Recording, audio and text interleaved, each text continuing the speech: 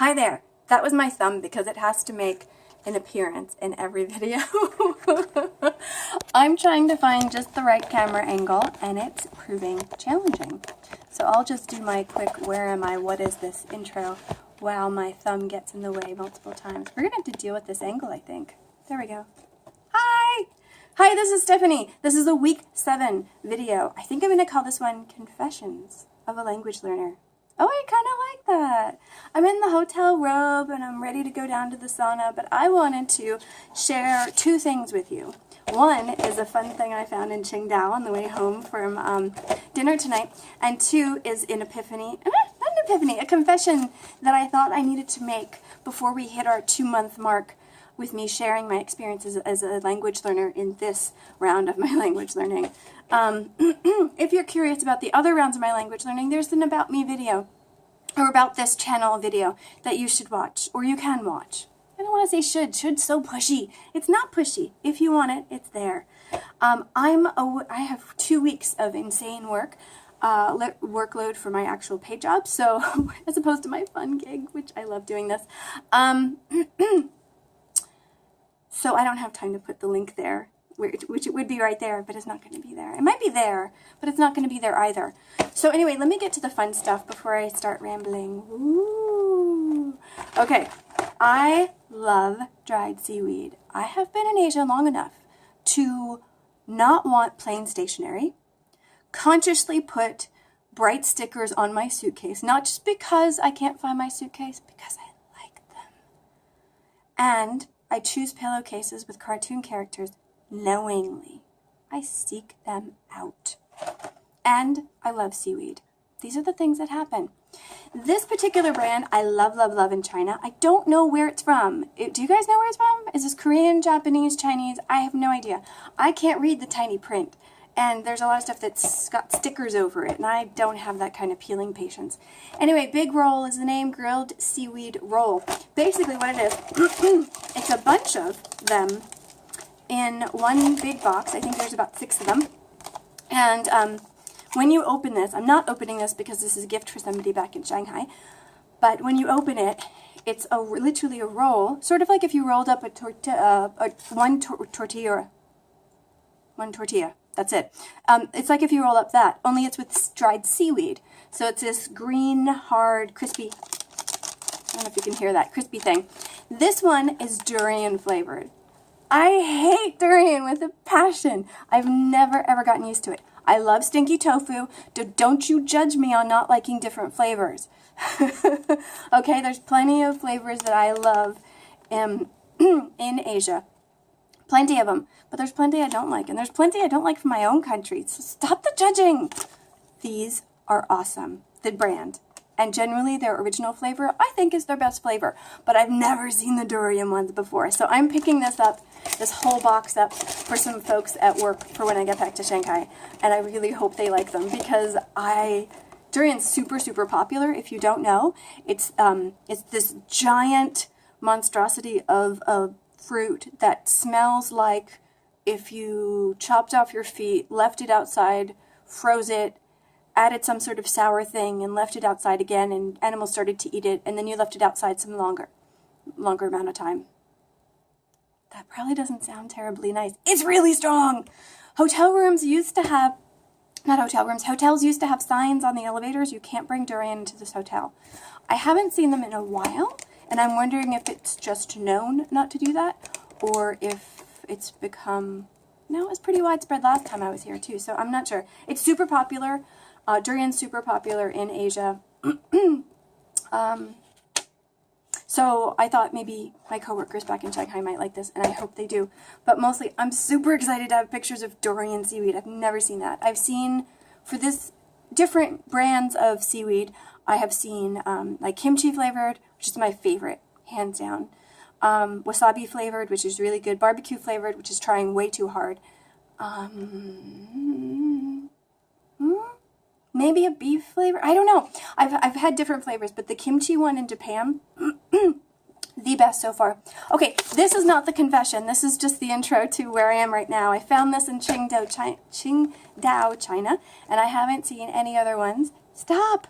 A comment on a video as I'm making a video. Okay, that's awkward.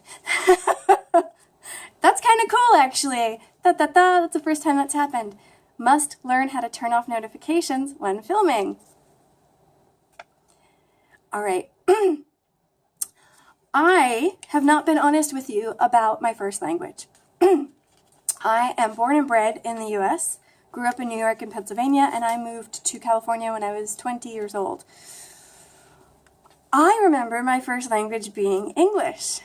My parents and everybody else around me, because I was the youngest in my family, both in my immediate family with 2 other siblings, and my extended family, which being from an Italian family, you can guess how big that is. Everybody that I remember growing up remembers me speaking Italian until I went to school, which I think they mean kindergarten, because honestly, I have memories from when I was 3, 4, and 5 years old, and I do not remember speaking Italian. But that's the rumor, and then I got too stubborn, says the parental unit, and only wanted to speak English. And then I've spent the rest of my life trying desperately to learn a second language, very unsuccessfully, in the mid-40s, still trying. Okay, the irony on this is not lost to me. My first language is a language that not only do I not speak, I don't understand. I know 3 or 4 curse words that I generally don't use because it's not very nice, and I don't have anything to lead up to the curse words to give it its full effect. And I refuse to use something just because I know it. So there you have it. I don't even honestly know if I'm saying my own last name wrong. Go figure. Right or wrong. The reason why I say this is because I deal with language every day. I'm in the language assessment part of language teaching, language learning, language assessment group, category, industry, overseas. And so I'm assessing language all the time. And in my day work. And it's good because I do that naturally anyway. I think because I had so many languages going on all around me as a child. My mom speaks, I think her first language was Albanian, but she grew up in southern Italy. Her mom's Albanian, so I think Albanian was her first language and Italian was her second language, and the rest of her family speaks a combination of the two. My dad grew up in Naples, and I think he speaks a dialect of Naples. If any Fuccios or anybody related to me sees this, could you please comment below? Because I, other than language confession, do not have many connections with my blood family. So I don't really have a platform to ask any further questions, and it's been so long that I don't know how to ask them at this point. So I'll just leave that there for what it is. I don't really want to go into more detail. That's not the point of this. I'm trying to dig into my L1, L2 interference into my L3, even though I don't know my L1. Huh? L. These are languages. L1, first language. L2, second language. L3, third language. I told you I studied language learning in university, and it will forever affect my vocabulary when I talk about this stuff. Okay, so here's why I'm telling you all of this. My mom spoke Albanian and some form of Italian. I'm guessing standard Italian? Is there a thing like that? Comment below if you know. My dad spoke some sort of Nepalese dialect, and I'm guessing standard Italian to my mom. And when we moved from New York, we moved to Pennsylvania to a Dutch/German section of Pennsylvania where there was a heavy Dutch accent. Somehow I ended up with this like flat-ish accent that cannot really distinguish me, except sometimes I sound American. I don't know what that means. I don't know what that means. But as I was listening to some stuff today, I honed in on 3 words that I have that have always in my life made me feel really uncomfortable in what you probably thought was my first language, English, which I generally identify as being my first language because it's the first language I remember thinking in and using with most people.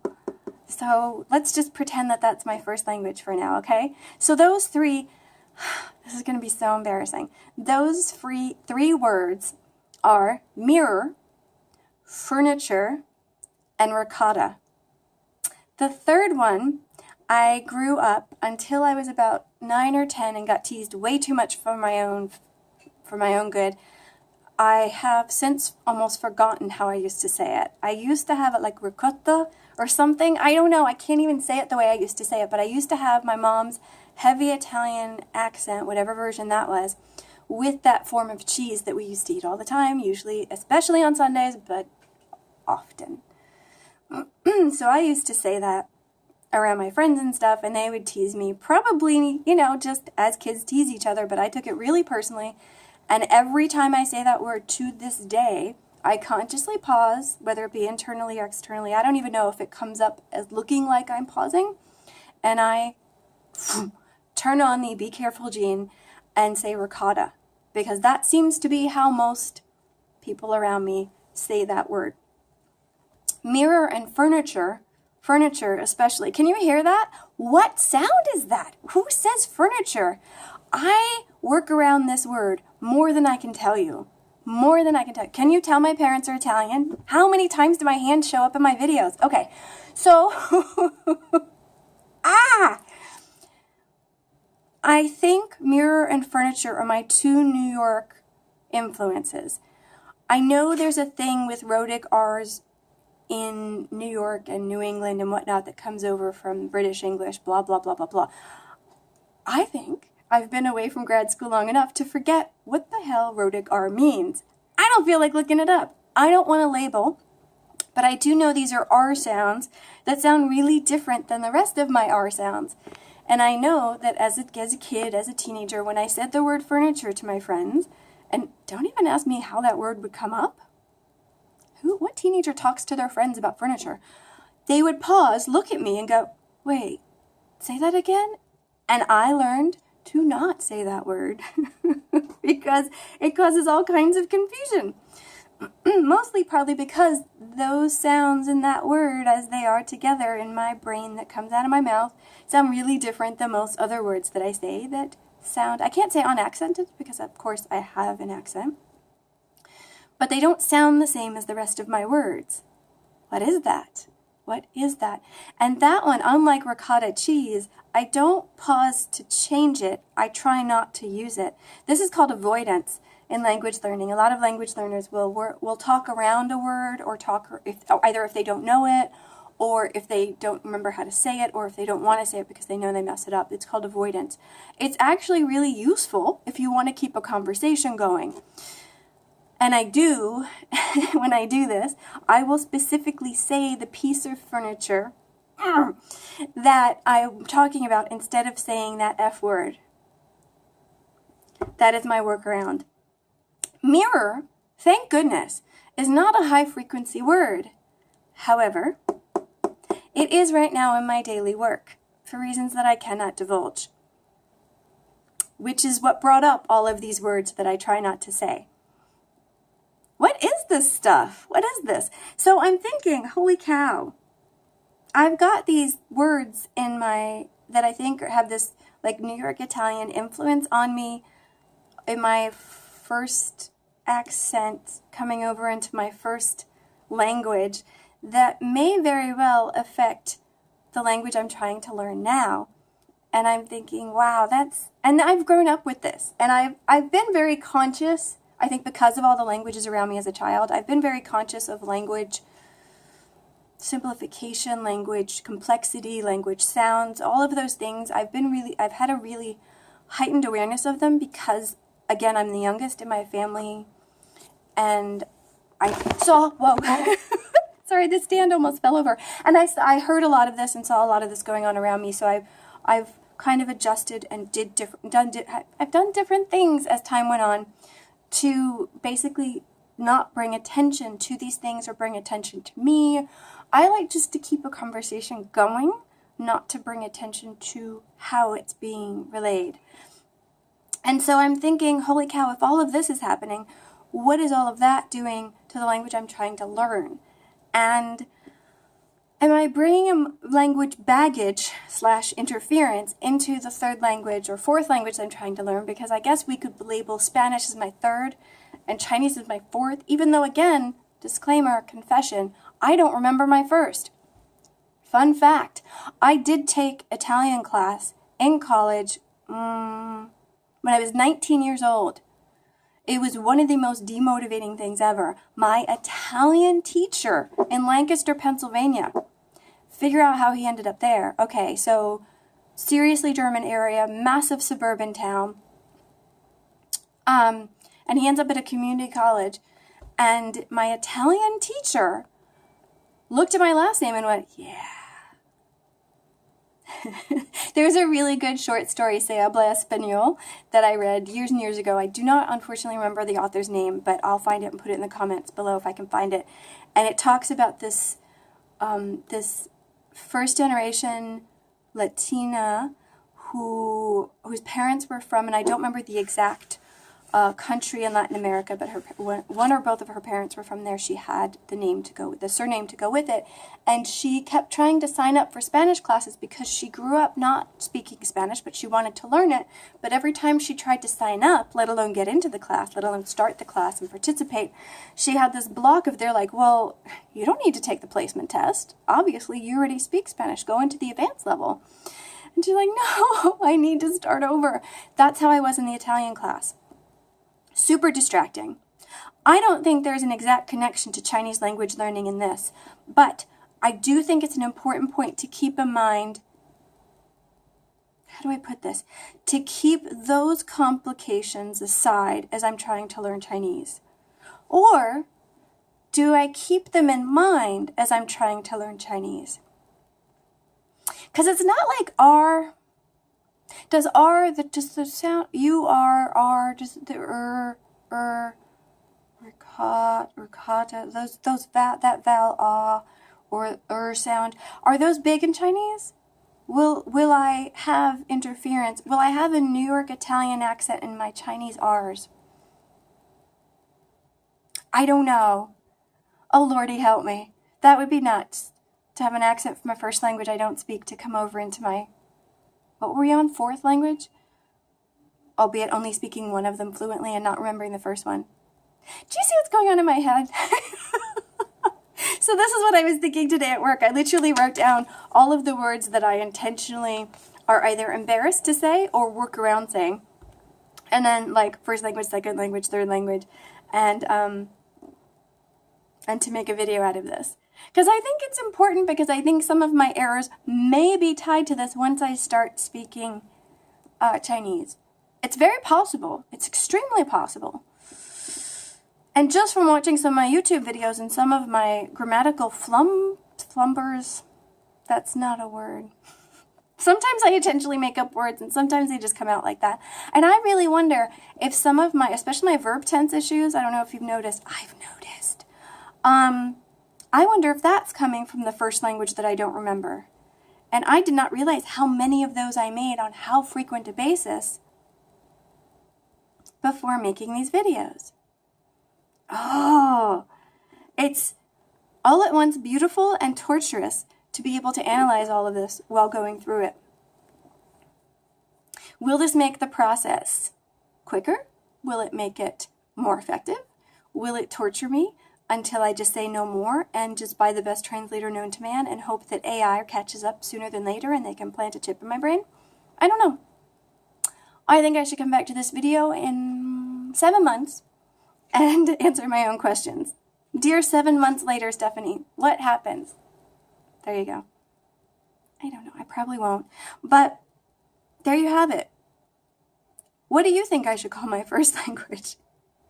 I don't know. Do you think that the few words or few sounds that I have from the first language I don't know will affect my accent in Chinese once I start speaking? Which, by the way, started yesterday. I started tone practice yesterday. It's going to take a long time before I do anything other than single sounds and words and things like that, so I'll probably just have a goofy American accent until then, but I wonder. If you remember, remind me months and months from now when I actually have full sentences coming out of my mouth. Remind me to listen or to ask people around me if there are any R sounds that I'm making that are distinct from the rest of them. Maybe that's something to look for. I don't know. I just wanted to have this confessional moment with you before I went to go drown the rest of my throat cold, also known as a sore throat, in the sauna. All right, so thank you very much for watching. This is far longer than I intended it to be, so I think I'm going to put this, the confession stuff, maybe in the about me, about us. I don't know. I got to stop sharing what to label these until I upload them. But I do appreciate your feedback, and there is more feedback coming on the videos, especially the walkabout videos. Thank you so much to all the folks, and I'll name names in the next walkabout video, but I really appreciate all of the Twitter comments and the YouTube videos and the encouragement for people who speak and don't speak Chinese. I really appreciate it. I know I'm doing this willy-nilly, and I'm kind of just finding resources and doing what seems to work at the time, and I appreciate you not discouraging me. I really do, because this has been a lot of fun, and I don't want to stop the fun and go all logical and learn it in 30 days. I don't care about time. I care about the process. And I care about the durian seaweed. Awesomeness to find. Thank you so much. Have a good day or night, depending on where you are in the world. Thank you. Bye.